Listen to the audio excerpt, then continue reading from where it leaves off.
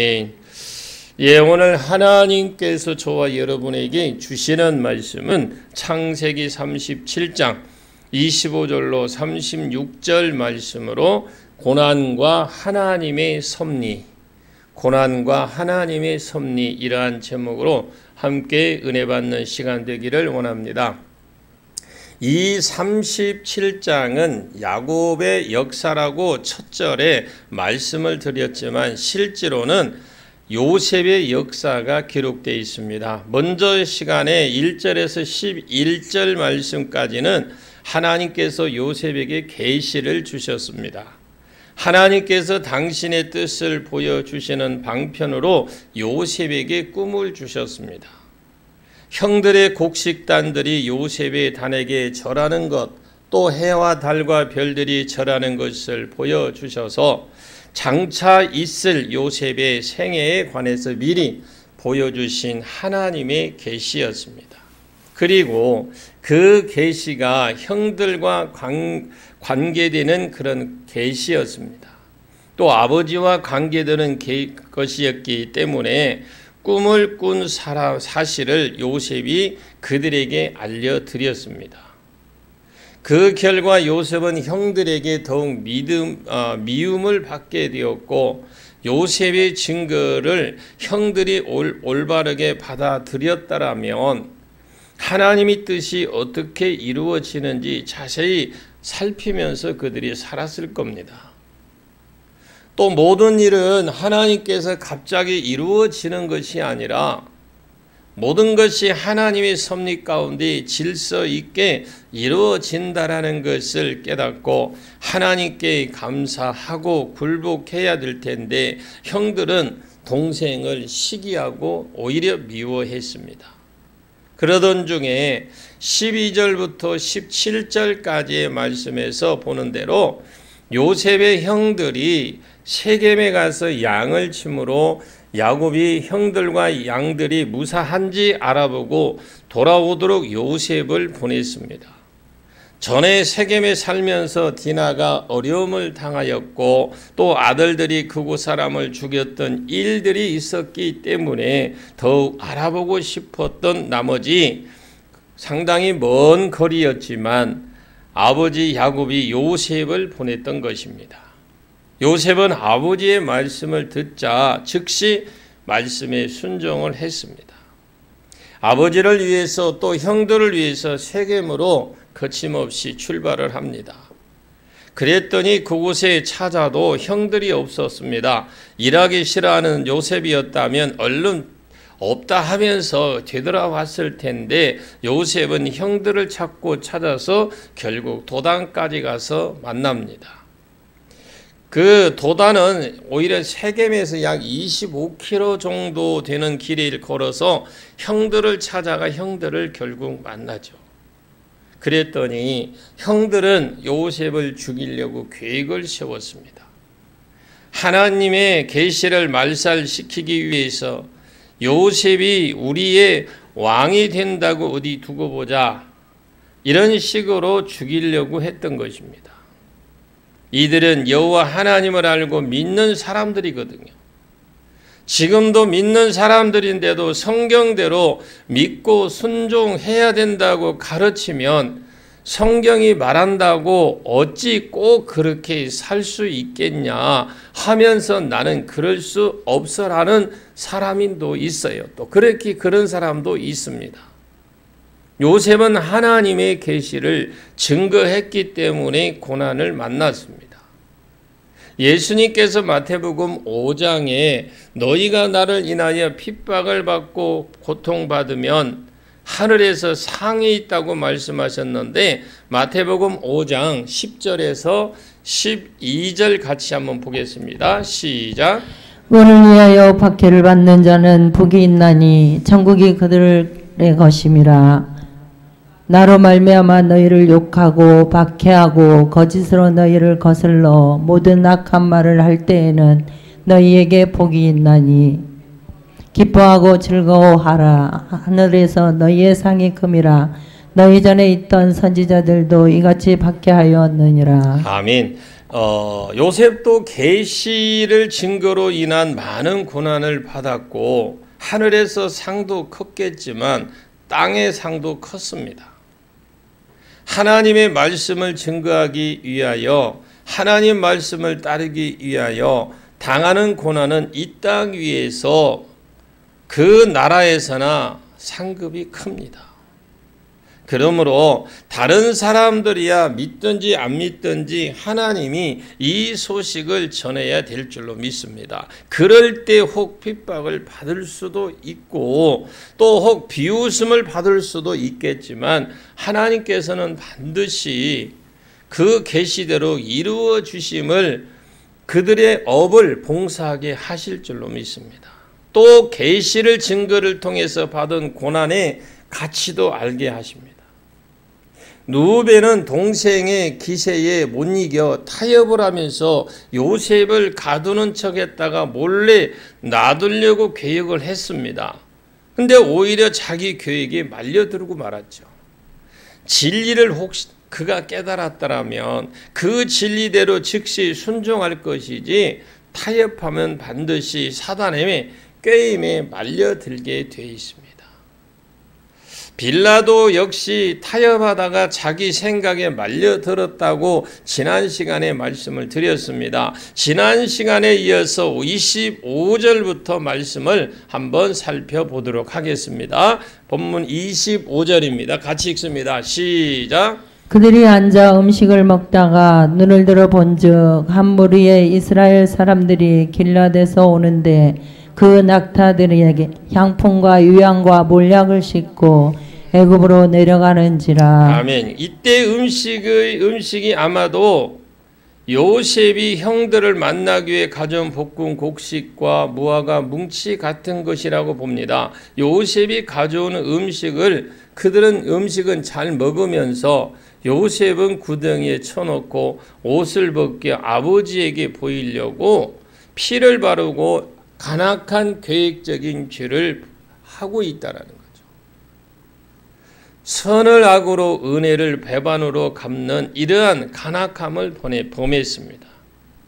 자, 한번 창세기 50장 20절을 한번 더 보겠습니다. 시작. 당신들은 나를 헤아려 하였으나 하나님은 그것을 선으로 바꾸사 오늘과 같이 많은 백성의 생명을 구원하게 하시려 하셨나니. 아멘. 이런 형들에게 지금 앞에 이렇게 간악하게 꾸몄던 이런 형들에게 요셉은 형들에게 고백한 놀라운 말씀이죠. 당신들은 나를 해하려고 했지만 하나님은 그것을 선으로 바꾸사 오늘과 같이 만민의 생명을 구원하시려고 하셨나니 이들은 은혜를 악으로 갚았는데 하나님은 그 악을 변하여 선으로 만드셨습니다. 우리가 하나님께만 바르게 믿음으로 순종하고 속해만 있다면 아무리 악한 자가 우리를 악으로 넘어뜨리려고 한다고 할지라도 하나님께서 적당한 때에 선으로 바꾸어 주시는 전능하신 하나님의 놀라운 역사가 있게 하십니다.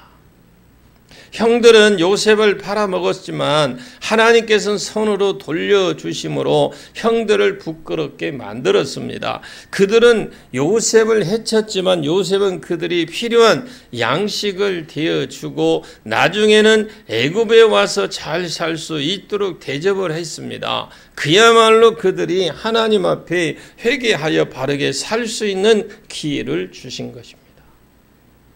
그러므로 우리는 이 선으로 악을 이기라는 노마스의 말씀처럼 어떠한 환경, 어떠한 형편에도 형제에게 베푸는 자가 되어 살아가심으로 하나님을 닮아가는 귀한 성도가 되시길 바랍니다. 자, 로마서 12장 17절에서 21절까지 우리 같이 천천히 읽겠습니다. 시작. 아무것도 악을 악으로 갚지 말고 모든 사람 앞에서 선한 일을 도모하라. 할 수 있거든 너희로서는 모든 사람과 더불어 화목하라. 내 사랑하는 자들아, 내가 친히 원수를 갚지 말고 하나님의 진노하심에 맡기라. 기록되었으되 원수 갚는 것이 내게 있으니 내가 갚으리라. 주께서 말씀하시니라. 내 원수가 줄이거든 먹이고 목마르거든 마시게 하라. 그리함으로 내가 숯불을 그 머리에 쌓아 놓으리라. 악에게 치지 말고 선으로 악을 이기라. 아멘. 아멘. 방금 우리가 읽은 이 25절의 앞에 우리 본문 25절에 나오는 상인들이 사막을 횡단하며 장사하는 대상들입니다. 25절의 본문에요. 근데 낙타에다가 물건을 싣고 사막을 다니면서 장사하는 그런 사람들로서 무게는 가벼우면서도 오히려 값어치는 있는 국제화폐적인 가치가 있는 것들을 가지고 다니는 그런 장사꾼들입니다. 여기서 우리는 무엇을 알 수 있습니까? 악한 마음을 품고 있으면 죄 지을 기회가 어떻게 악한 마음을 품고 있으면 죄를 지을 기회가 찾아오더라.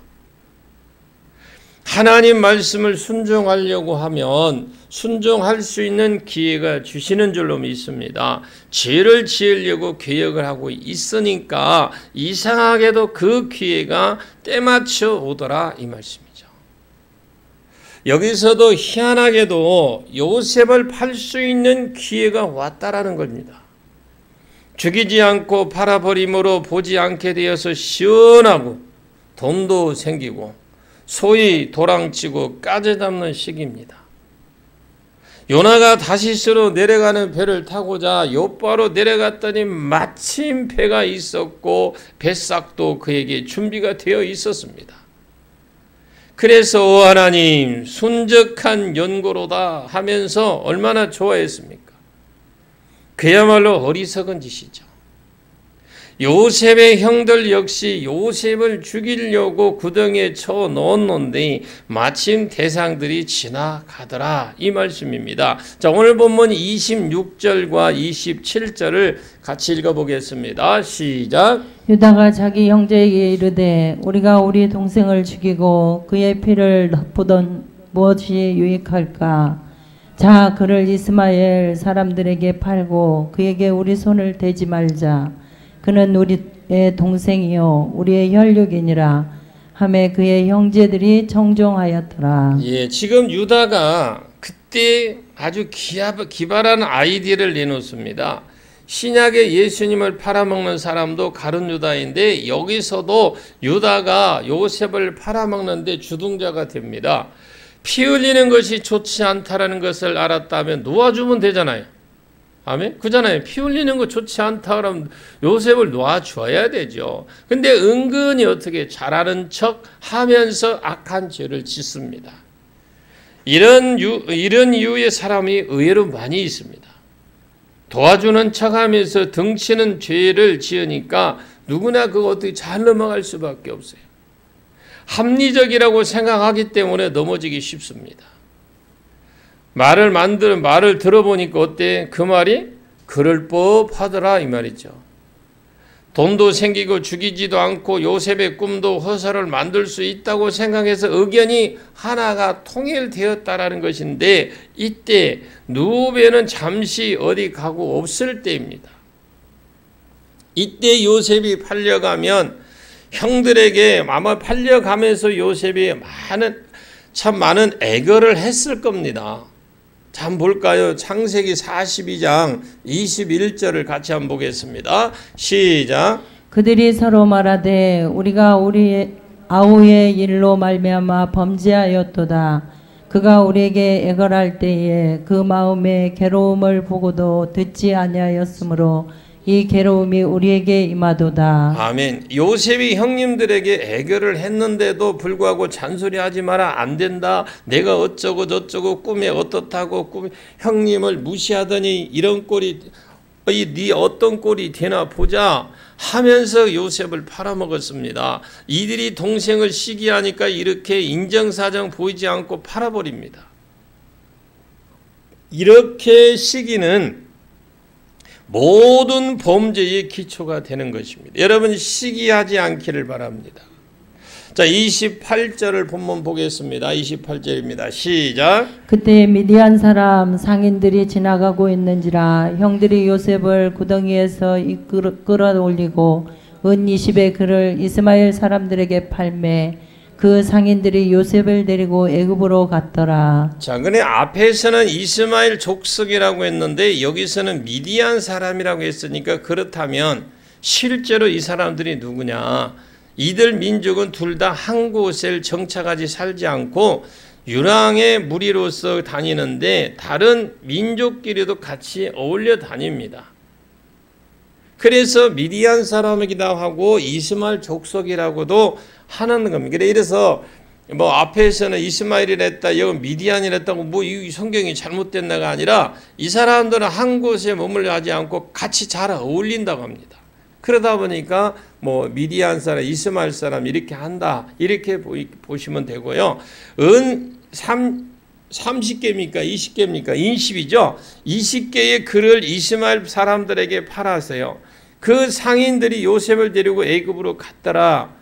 어린아이 팔 때에 은 20을 받도록 돼 있거든요. 한번 그게 레위기서 27장 5절 말씀을 볼게요. 시작. 5살로부터 20살까지는 남자면 그 값을 20세겔로 하고 여자면 10세겔로 하며. 예, 여기에 보면 예수님은 은 30에 팔린 것은 완전한 성인이기 때문에 그랬고 20세까지는 은 20을 받도록 되어 있는데 요셉은 17세이기 때문에 정상적으로 거래한 셈이죠. 20이면. 그리고 형들이 10명이기 때문에 한 사람이 은 2개씩 나누면 꼭 맞아요.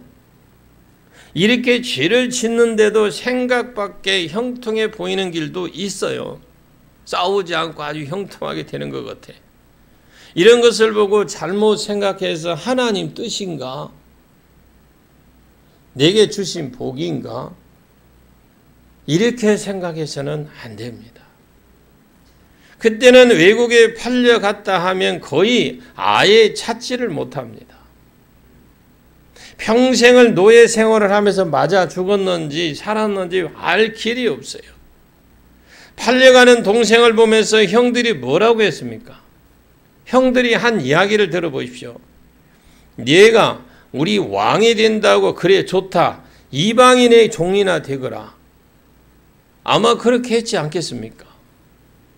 하나님의 말씀을 대적하는 비웃는 방법으로 그렇게 했다라는 것입니다. 사랑을 입은 자는 하나님 말씀을 순종하는 열매를 가져야 되는데 또 그렇게 돼야 되는 것처럼 요셉은 그렇게 했지만 그와 반대로 형들은 동생을 시기하다가 큰 죄악을 범하는 자리까지 나가고 맙니다. 그리고 그들이 하나님의 뜻을 깨달았다면 즉시 순종해야 변질되지 않는다는 것도 여기서 분명히 알 수 있는데, 그래서 29절에서 36절까지에서는 에서는 야곱의 문제를 다루는 내용이거든요.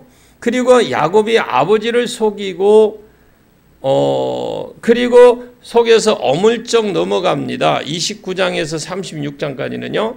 그리고 그러나 자기 아들들에게 속아서 피눈물을 흘리게 됩니다.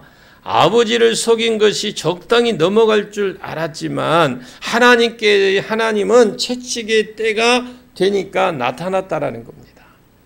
죄는 해결되지만 여러분 흉터는 남습니다.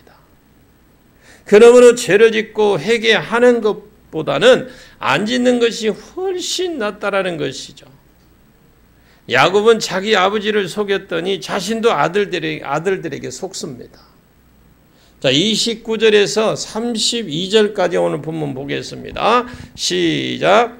루벤이 돌아와 구덩이에 이르러 본즉 거기 요셉이 없는지라 옷을 찢고 아우들에게로 되돌아와서 이르되 아이가 없도다. 나는 어디로 갈까? 그들이 요셉의 옷을 가져다가 순념소를 죽여 그 옷을 피에 적시고 그의 채색옷을 보내어 그 아버지에게로 가지고 가서 이르기를 우리가 이것을 발견하였으니 아버지 아들의 옷인가 보소서 하매. 여기에 루벤이 잠시 자리를 비운 사이 동생 요셉을 처리해버리고 없었습니다.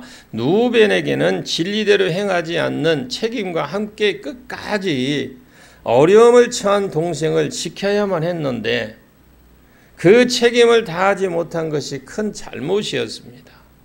특히 지도자의 입장일 경우에 자기의 책임을 완수하지 않으면 후일에 큰 후일을 하게 됩니다.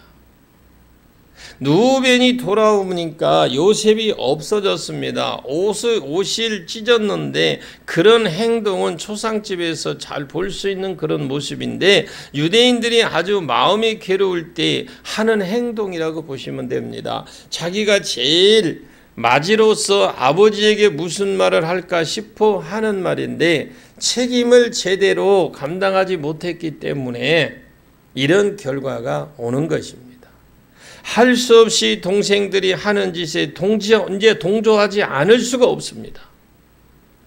이때라도 물론 회개하고 돈을 준비하여 수소문해서 동생을 도로 찾아가야 되는데 그럴 생각은 전혀 없습니다. 동생의 옷에다가 염소의 피를 적셔서 짐승에게 물려 죽었다고 하려고 머리를 썼는데 죄를 숨기기 위해서 또 죄를 짓는 것입니다.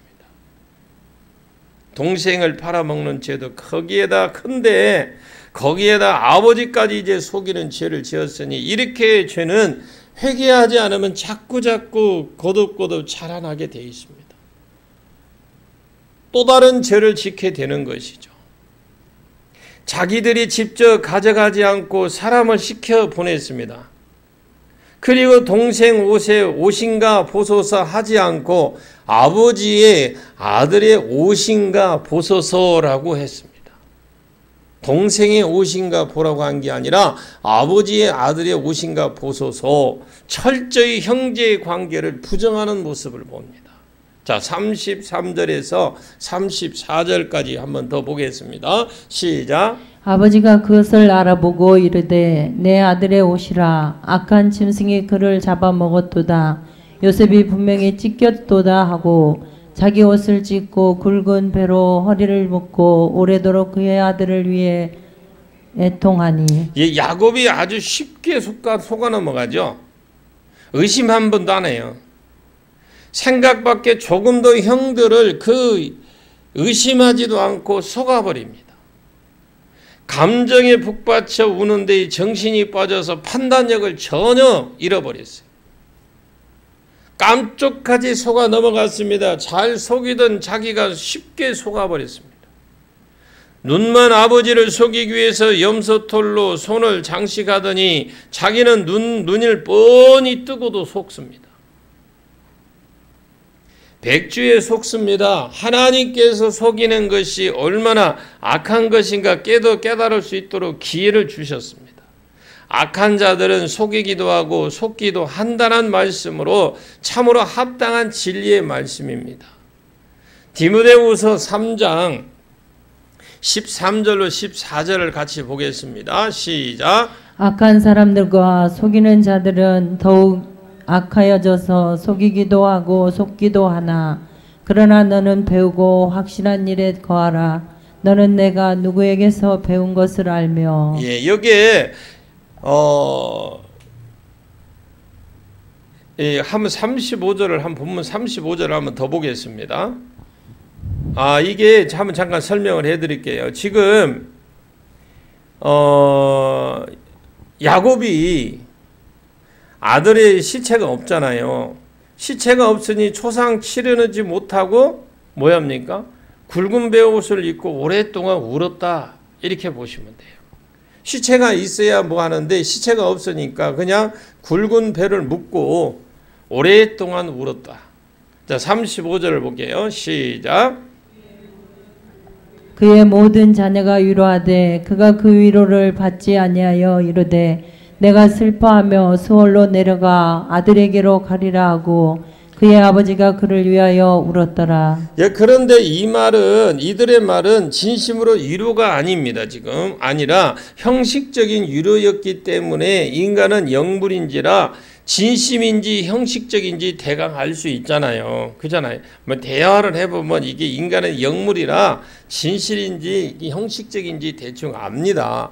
그 때문에 진심의 위로는 형제가 괴로워할 때 같이 괴로워하고 형제가 기뻐할 때 같이 기뻐하는 겁니다. 이들은 형식적으로 위로한다고만 했지 다 듣기 싫다는 식으로 되어 있다 이 말이에요. 그 위로의 말이 귀에 들어오지 않더라 이 말이죠. 자, 이르되 내가 슬퍼하며 시올에 내려가 아들에게 가리라 하고 그랬는데, 여기서 여러분, 여기서 말하는 이 음부는 지옥이 아닙니다. 여기에서 나오는 지옥, 이 음부는 지옥이 아니라, 구약 성경에서 음부라고 할 때는 두 가지 의미로 써져 있어요. 구약 성경을 읽으실 때 음부라고 나오는 것은 두 가지로 보는데, 지옥을 말할 때도 있고 무덤을 말할 때도 있다라는 거예요. 무덤. 야곱이 음부로 내려가겠다라는 말도 나도 죽어야 되겠다, 아들 곁으로 가야 되겠다 이 말입니다. 나를 두고 내가 먼저 갔느냐, 나도 너와 너를 따라가겠다. 잉잉 울어봐 한번. 잉잉 울어. 아들 죽었으니까 얼마나 슬플 거예요. 나도 또 너 따라갈게 하면서 잉잉 했겠죠. 그 아버지가 그를 위하여 울었더라. 이 울음은 어떤 울음이었느냐? 야곱 자신이야 슬퍼서 울고 있지만 사실 속아서 우는 울음이잖아요. 자기는 지금 슬퍼서 우는데 이게 울음이 지금 속아서 우는 울음이란 말입니다. 옛날에 남을 많이 속여 먹더니 자기도 그대로 속았어요. 남을 속여서나 또 거짓을 행하여 남을 괴롭히면 자기도 그런 자리에 빠질 가능성이 있다라는 걸 우리에게 경고해 주는 말씀입니다. 속여서 남을 골탕 먹게 한 일이 있었다면 자기도 그렇게 속여 골탕 먹어봐야 뼈 아프게 깨달을 수 있다라는 것입니다. 그래서 속이기도 하며 살아가는 것이겠죠. 자, 36절을 보겠습니다. 시작. 그 미디안 사람들은 그를 애굽에서 바로의 신하 친위대장 보디발에게 팔았더라. 예, 여기 팔려갈 때에 보통 가정집에 팔려갔으면 그 집에서 일만 해주고 끝났을 텐데, 하나님의 섭리, 이 섭리가 뭐예요? 하나님의 간섭을 통해서 시위대장 집에 팔려갑니다. 이 시위대장은 왕궁을 지키는 부대장입니다. 그러니 그때 당시 수도를 지키는 부대의 대장인데 치안과 왕궁을 담당하는 내무부 장관쯤 되는 보디발의 집에 팔려갔습니다. 이 집에 들어갔기 때문에 나중에 애굽의 국립총리가 되는 길을 열리게 된 줄로 믿습니다. 그래, 여러분들이 말씀대로 살다가 어려움에 처해 있다고 해서 거기에 내가 말씀대로 살았고 정말 기도도 하고 예배도 잘 드리고 뭣도 잘하고 뭣도 잘했나 왜 내 꼬라지는 이러냐고 한탄할 것도 원망하지 않기를 바랍니다. 믿음으로 나가십시오. 아멘. 자, 그러니 우연히 된 것이 아니라 하나님의 섭리, 즉 인도 가운데 인간의 배반과 간악함을 통해서 무너지지 않더라. 하나님의 섭리가 있으면, 하나님의 간섭이 있으면 인간이 아무리 간섭을 그를 꾀를 꾸어도 절대로 속아 넘어가지 않습니다. 사람이 악을 행하고 여러 가지 하나님의 뜻을 방해를 해도 하나님의 섭리는 변경이 되지 않습니다. 시편 76편 10절 보겠습니다. 시작. 진실로 사람의 노여움은 주를 찬송하게 될 것이요 그 남은 노여움은 주께서 금하시리이다. 아멘. 성도는 사람이 대적하여 없애려고 노를 내고 벼르는데 그 노가 변하여 찬송이 되게 하신다. 요셉을 팔아버림으로 그 꿈을 짓밟아 버리고자 했는데 오히려 그 길이 국무총리가 되는 지름길이 된 줄로 믿습니다. 하나님은 한 번 주신 것, 말씀하신 것 반복하시는 하나님이에요. 변경 안 하셔요. 아멘. 성경에서 약속한 건 반드시 이루어집니다. 그래서 우리는 성경을 보는 거예요. 그러니 요셉이 이 고난을 찬송거리가 될 수밖에 없는데, 그 때문에 우리가 하나님 안에 있으면 어떤 노와 어떤 악한 사람 사이에 끼어 있거나 짓눌려도 결국 장차 찬송하게 될 줄로 믿습니다. 하나님이 그들의 노를 금하셔서 그들의 원하는 대로 되지 못하게 하도록 막아주십니다. 하나님만 의지하는 신실한 자를 영영 돌아보지 못할 자리로 가는 길로 가지 못하도록 철저한 간섭이 있더라는 것입니다. 여러분, 악하게 살면 안 돼요. 우리 지금 옛날에 우리 얼마나 이 나라가 설움을 많이 당했습니까? 얼마나 여러분 괴롭힘을 많이 당했습니까? 오늘날 계속해서 그 후손들이 자기 대에 못 받으면 분명히 하나님의 약속한 대로 3, 4대까지 갑니다. 요셉의 귀한 점은 극한 어려움 중에서도 그가 무엇을 생각을 했느냐? 하나님이 주신 꿈을 기억했습니다. 하나님이 주신 계시를 생각했습니다. 할렐루야. 과연 하나님은 어떻게 인도하실까? 요셉이 생각하는 거예요. 나에게 하나님이 꿈을 주셨는데 과연 하나님은 나를 어떻게 인도하실까? 그래서 그는 포기하지 않고 낙망하지 않고 보디발의 집에서 종으로 가서도 일을 열심히 해줬어요. 막 창문을 닦을 때도 불러가면서 그냥 앞뒤로 닦고 부지런히 했다 이 말입니다. 아멘. 열심히 닦으십시오. 창문도. 그래 할 때도 재미있게 하십시오. 즐겁게. 그래 보십시오. 그랬더니 보디발의 눈에 쏙 들어온 거예요. 하나님 눈에 쏙 들어오시길 바랍니다. 그 때문에 하나님께서 우리에게 주신 현재의 환경에 대해서 불평과 원망할 것이 아니라 어떤 환경에서라도 주님을 찬송할 수 있다라는 것입니다. 여러분 입에 찬송이 흘러넘치기를 원합니다. 형통의 길로 가게 하시는 전능하신 하나님을 굳게 믿을 뿐만 아니라 사랑의 하나님이심을 잊어서는 안 됩니다. 그분이 주시는 길은 반드시 은혜의 길로 인도하시는 길임을 믿으시길 바랍니다. 그러면 지금 우리가 전체적으로 한 절 한 절 살펴봤는데 하나님의 섭리를 한번 살펴봅니다. 모든 삶은 하나님의 섭리 안에서 이루어짐을 믿습니다. 아멘. 요셉이 구덩이를 갇혔을 때 애굽으로 가는 미디안 상인이 그 지역을 막 지나가고 있었던 경우 이거 우연이 아닙니다. 그것은 애굽을 보내기 위한 하나님의 계획, 하나님의 섭리인 줄로 믿습니다. 또한 그때 그 상인들의 일행들이 요셉의 형들의 눈에 보이는 순간 유다의 마음에 죽이지 말고 그들에게 팔자 생각을 들게 한 것도 애굽으로 보내기 위한 하나님의 계획이었습니다. 그래서 오늘 본문 36절에 보시면 미디안 상인들이 요셉을 하필이면 바로의 신하 시대장 보디발의 집에 팔았어요. 그것도 요셉을 애굽의 총리로 만들기 위한 하나님의 계획인 줄로 믿습니다. 요셉이 아무에게나 팔려갔다면 그가 아무리 탁월한 능력을 가졌다고 할지라도 바로를 만날 기회 전혀 없습니다. 결국 국무총리도 될 기회가 없었어요. 여러분 하나님의 전적인 간섭이 있기를 원합니다. 하나님의 전적인 인도가 있기를 원합니다. 그처럼 요셉이 애굽으로 팔려가게 된 것은 야곱의 족속들을 그 가뭄에서 보호하시고 당대의 가장 강력한 나라인 애굽의 보호 아래서 적절한 규모의 인구가 될 때까지 준비를 시키셨다가 출애굽시켜 나라를 세우게 하는 하나님의 전적인 하나님의 계획이었습니다. 아브라함에게 그랬죠. 너에게 큰 민족을 주겠다. 가나안 땅을 주겠다. 그리고 그 가나안 땅을 주면서 우리의 인간의 죄를 해결할 수 있는 예수를 보내주겠다고 그랬습니다.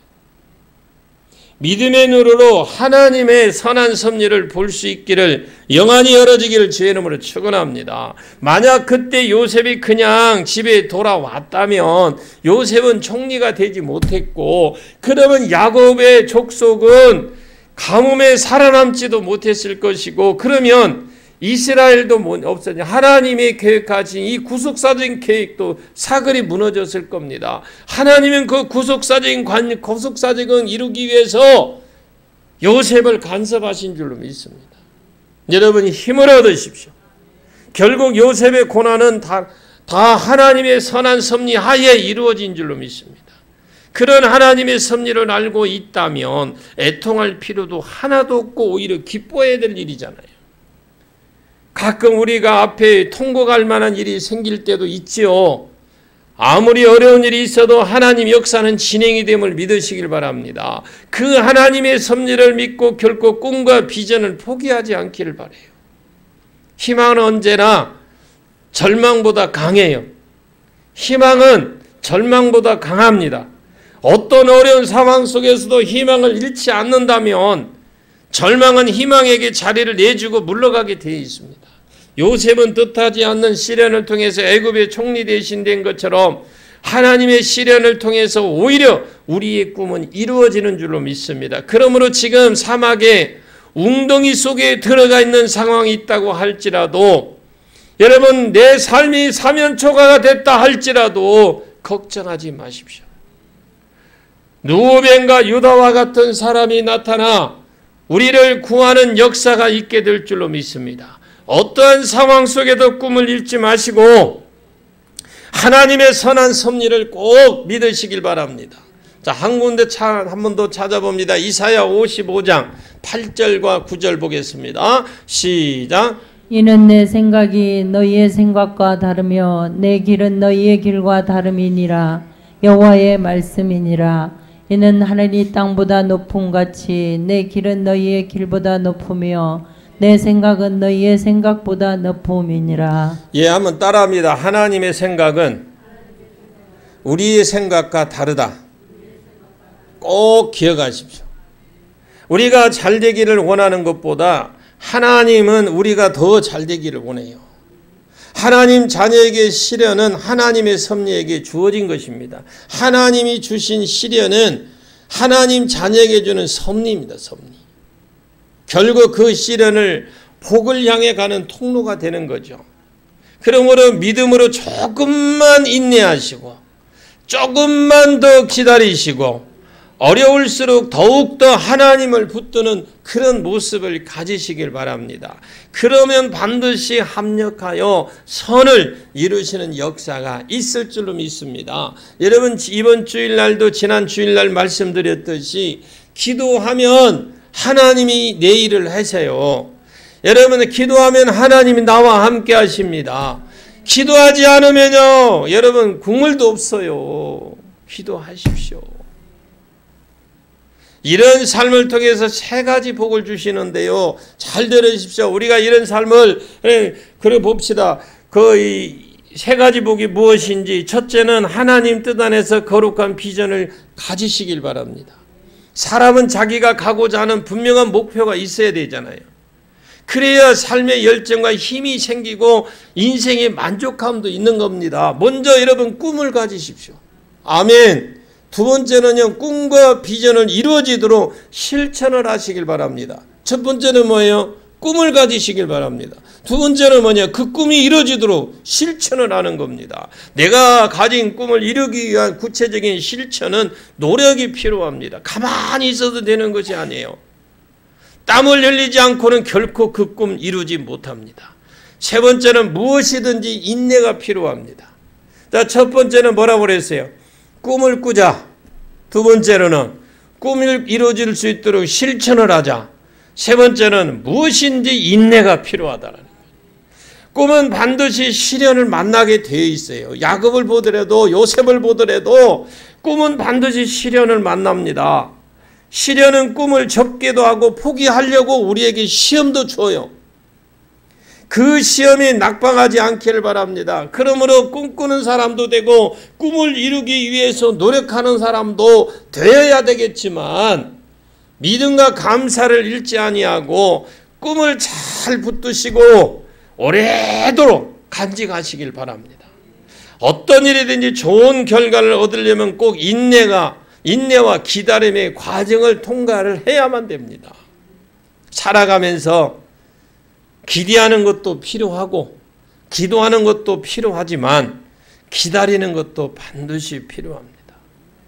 꿈을 꾸시고 꿈을 위해 노력하시고 믿음을 잃지 않고 꿈을 붙들고 나간다면 반드시 꿈이 이루어지는 꿈 같은 날이 오게 될 줄로 믿습니다. 아무리 어려운 지경에 처할지라도 꿈과 믿음을 포기하지 않길 바랍니다. 할렐루야.